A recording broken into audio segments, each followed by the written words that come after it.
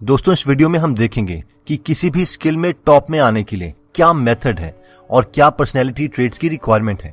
और ये सारी बातें हम सीखेंगे जॉश वेट्सकिन की book the art of learning से, जहां पर एक कॉमन इंसान अपनी पूरी जिंदगी में एक भी स्किल में आउटस्टैंडिंग नहीं हो पाता, वहीं पर जॉन चेस में नेशनल चैंपियन रहे और उसके बाद चेस की गेम को छोड़कर वो एक कंप्लीटली डिफरेंट फील्ड में चले गए। और ये नई गेम थी मार्शल आर्ट्स टाई ची चुआन, और इस गेम में वो फिर एक्स्ट्रा ऑर्डिनरी बन गए और 2004 में उन्होंने वर्ल्ड चैंपियन का खिताब अपने नाम कर लिया।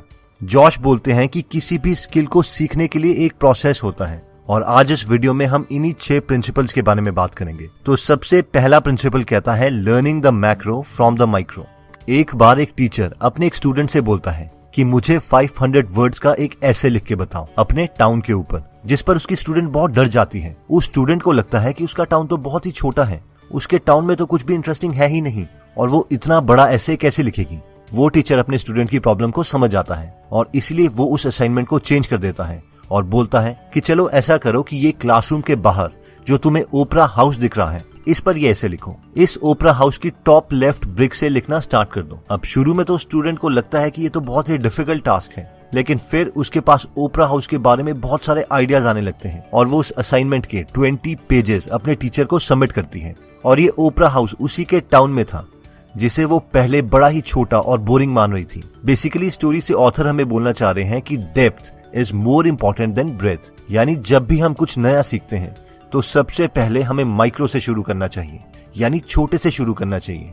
और जब हम उस माइक्रो को समझ जाएं, तभी हमें मैक्रो समझ आएगा, यानी पूरी थियरी समझ आएगी। और यही प्रिंसिपल ऑथर ने चेस को सीखने में भी यूज किया था, जहां पर सारे कॉमन लोग चेस की प्रैक्टिस के लिए शुरू से ही सारे के सारे पीसेस को एक साथ लगा के खेलने लगते थे और सारी पॉसिबल मूव से कंफ्यूज हो जाते थे। वहीं पर ऑथर चेस बोर्ड से सारे के सारे पीसेस को हटा देते थे और सिर्फ 3 पीसेस ही रख कर प्रैक्टिस करते थे।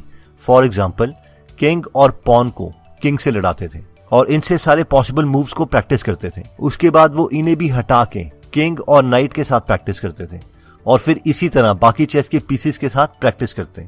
और यही रीजन है कि वो एज अ चेस प्लेयर बहुत जल्दी ग्रो हो गए। अगर हम स्टडीज में भी इसे इम्प्लीमेंट करना चाहते हैं तो हम एक कॉन्सेप्ट को सीख के उसी कॉन्सेप्ट से रिलेटेड काफी सारे क्वेश्चंस को सॉल्व कर सकते हैं, ताकि हमें उस कॉन्सेप्ट के बारे में अच्छे से पता चल जाए। सेकंड प्रिंसिपल कहता है लूजिंग टू विन, यानी हमें जीतने के लिए बहुत बार हारना पड़ेगा। ऑथर कहते हैं कि ये एक कॉमन ट्रेट है जो उनमें स्टार्टिंग से अवेलेबल था। वो जानते थे कि उन्हें हारना पड़ेगा अगर उन्हें नेशनल चैंपियन बनना है। इसके लिए जब वो 8 साल के थे तो वो अपने से कहीं ज्यादा बड़े एज ग्रुप वाले लड़कों को चेस में चैलेंज कर देते थे और उनसे बहुत बार हारते रहते, लेकिन बार बार हार के ही उन्हें ऐसी चेस मूव्स का पता चला जो उनके एज के ग्रुप वाले लड़कों को दूर दूर तक नहीं पता थी। ऑथर बोलते हैं कि बार बार हारना बहुत ही इमोशनल इवेंट होता है, बहुत दुख होता है, लेकिन सिर्फ यही एक सक्सेस का रास्ता है। ऑथर के काफी फ्रेंड्स ऐसे चेस प्लेयर्स के साथ कभी नहीं खेलते थे जो उन्हें हरा सके, क्योंकि वो उन दुख की मोमेंट्स को नहीं जीना चाहते थे जो हारने के बाद महसूस होती हैं। लेकिन ऑथर बोलते हैं कि मैं जानबूझकर हारता रहता था और अपनी स्किल्स को इम्प्रूव करता रहता था। ऑथर बताते हैं कि उनका एक फ्रेंड था जिसके फ्रेंड्स और फैमिली मेंबर्स उसे चेस में आउटस्टैंडिंग बोलते थे। कई लोगों ने तो उसे अनडिफीटेड का टाइटल भी दे दिया था। लेकिन जिस दिन उसका ऑथर के साथ चेस में मैच था तो उसने वो मैच खेलने से ही मना कर दिया, क्योंकि वो हारना नहीं चाहता था और वो अपनी परफेक्ट चेस प्लेयर की इमेज को खराब नहीं करना चाहता था। अगर हम स्टडीज की बात करें तो हमने देखा है कि कई स्टूडेंट्स मॉक टेस्ट नहीं देते। वो सोचते हैं कि जब सिलेबस पूरा होगा तभी हम मॉक टेस्ट देंगे। ये एक बहाना है जो हम खुद से बोलते हैं। असली में हमें पता है कि हमें दुख होगा अगर हमारे मॉक टेस्ट में कम मार्क्स आएंगे, लेकिन इस प्रिंसिपल के अकॉर्डिंग हमें इस दुख से गुजरना ही पड़ेगा, वरना हम अपने कंफर्ट जोन में ही रह जाएंगे और कभी भी इंप्रूव नहीं हो पाएंगे। ऑथर कहते हैं कि एक बार जब हम हार जाएं तो हमें जल्दी से जल्दी अपनी गलतियों को समझ लेना चाहिए और उसे रिपीट नहीं करना चाहिए। ऑथर बोलते हैं कि जब वो मार्शल आर्ट्स ताई ची चुआन की प्रैक्टिस करते थे तो वो इसी प्रिंसिपल को फॉलो करते थे और वो बहुत से अपने फेलो मार्शल आर्टिस्ट से आगे बढ़ गए जो उनसे बहुत पहले से प्रैक्टिस कर रहे थे। ऑथर बोलते हैं कि ये कहने में तो आसान है कि अपनी गलती को रिकॉग्नाइज करो और दोबारा उसे रिपीट मत करो, लेकिन एक्चुअल में इसे इम्प्लीमेंट करने में कई बार हमें महीने लग जाते हैं। हमें कोई भी काम करते हुए ये देखना पड़ता है कि हम कौन सी साइकोलॉजी या टेक्निकल गलती बार बार कर रहे हैं, और जब हमें अपनी गलती का पैटर्न समझ में आ जाए तो हमें इसे इम्प्रूव किए बगैर नहीं रुकना चाहिए। फिर चाहे इसमें महीने ही क्यों ना लग जाए। थर्ड प्रिंसिपल कहता है expect and prepare for dirty plan. ये प्रिंसिपल कहता है कि मान के ही चलो कि आपके साथ कुछ ना कुछ अनफेयर चीजें होंगी। इस प्रिंसिपल को समझने के लिए ऑथर कहते हैं कि वर्ल्ड क्लास चेस ओपोनेंट्स बहुत बार डर्टी गेम खेलते हैं, जैसे कि कुछ प्लेयर्स चेस खेलते वक्त उन्हें टेबल के नीचे से किक मारते थे, कई चेस प्लेयर्स चेस बोर्ड को हिलाने लगते, कई बीच में अजीब सी आवाजें निकालते या कम आवाज में उन्हें गाली देते। और ये सब इसलिए होता था ताकि उन्हें इमोशनली डिस्टर्ब किया जा सके और वो अच्छे से अपनी नेक्स्ट चेस मूव को प्लान ना कर पाए। शुरू में जब ऑथर के साथ ऐसा होने लगा तो उन्हें बहुत गुस्सा आता था कि ये क्या हो रहा है, लोग ऐसी चीटिंग कैसे कर सकते हैं। लेकिन बाद में उन्हें रियलाइज हुआ कि प्रॉब्लम उनके ओपोनेंट्स की नहीं, उनकी खुद की है। उन्हें रियलाइज हुआ कि वो डरा हुआ खेलते हैं सिर्फ ये सोचकर कि अगर उनके प्लेयर्स उनके साथ इस तरह से खेलेंगे तो वो क्या करेंगे। उन्होंने डिसाइड कर लिया था कि रोने से तो कुछ नहीं होगा, लेकिन अगर उन्हें खुद को ट्रेन करना है तो उन्हें इस सिचुएशन की प्रैक्टिस करनी पड़ेगी। और इसीलिए वो सबसे डर्टीएस्ट प्लेयर्स के साथ प्रैक्टिस करने लगे ताकि इंपॉर्टेंट मैचेस के टाइम वो इमोशनली अफेक्टेड ना हो। और ऐसा ही हुआ।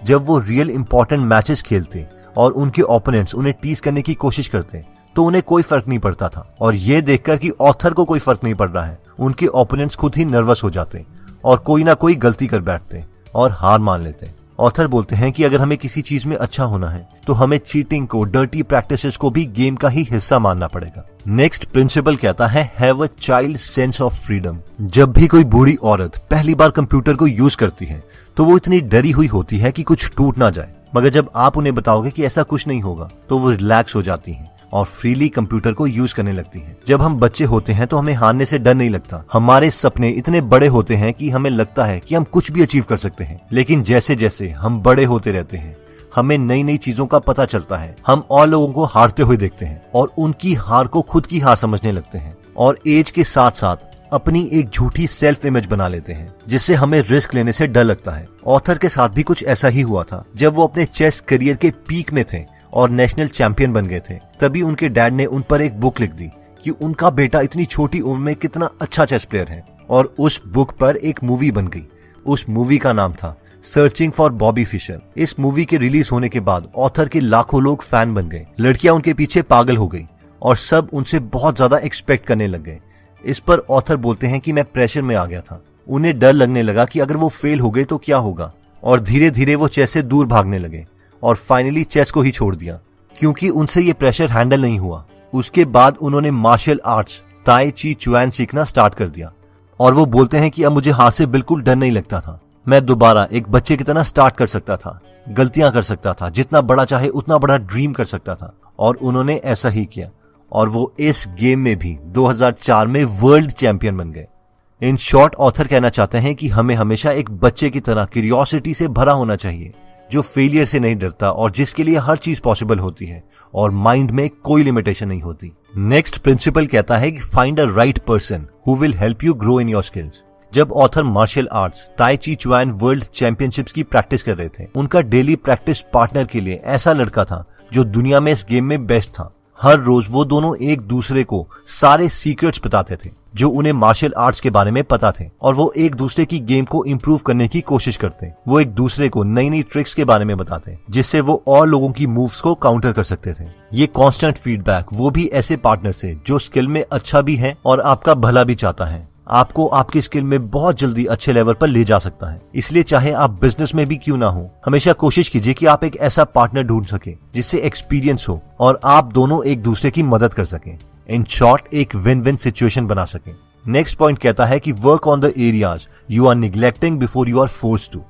ये प्रिंसिपल कहता है कि हमें अपनी कमियों पर काम करना चाहिए इससे पहले कि हालात हमें मजबूर कर दें उन्हीं कमियों पर काम करने के लिए।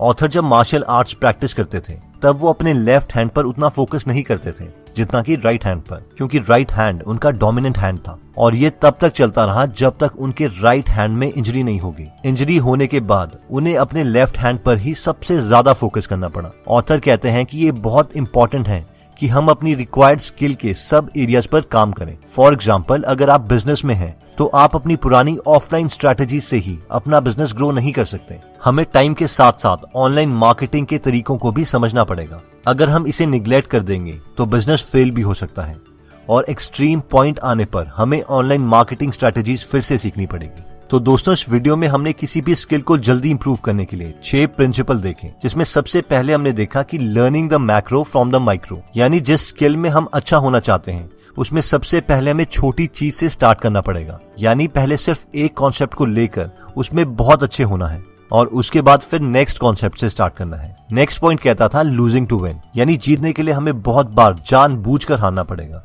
ताकि हम अपने स्किल में जल्दी अच्छे हो जाएं। ऑब्वियसली हमें दुख होगा, लेकिन जो इस इमोशन को हैंडल कर लेगा एंड में वही विनर बनेगा। नेक्स्ट पॉइंट कहता है expect for the dirty plan, यानी कई बार ऐसा होगा कि आप ज्यादा कैपेबल होंगे लेकिन विनर किसी और को बना दिया जाएगा, या आपके साथ अनफेयर चीजें होंगी। लेकिन ऑथर कहते हैं कि इसका बुरा मानने के बजाय हमें इसे भी गेम का हिस्सा मानना चाहिए और इसके बावजूद आगे बढ़ते रहना चाहिए। नेक्स्ट पॉइंट कहता है कि have a child sense of freedom, यानी एक बच्चे की तरह हम फेलियर से ना डरें और लोगों के फेलियर को खुद की लिमिटेशन ना माने। Everything is possible if you believe it. Next point कहता है कि find a right partner who will help you grow in your skill, यानी अगर हमें कोई हमारी स्किल में अच्छा पार्टनर मिल जाए तो हम उसकी मदद से जल्दी इंप्रूव हो सकते हैं। फाइनली लास्ट पॉइंट कहता है work on the areas you are neglecting before you are forced to, यानी हमें हमारी स्किल के बारे में सब पता होना चाहिए और इससे पहले कि वक्त हमें इसके लिए मजबूर करे हमें खुद ही इंप्रूव हो जाना चाहिए।